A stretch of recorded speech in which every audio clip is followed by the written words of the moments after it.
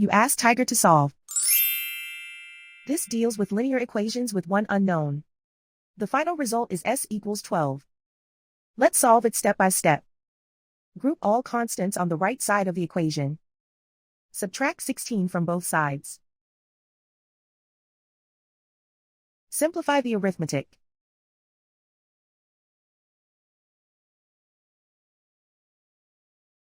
Isolate the s. Multiply both sides by 4. Group like terms. Multiply the coefficients. Simplify the fraction.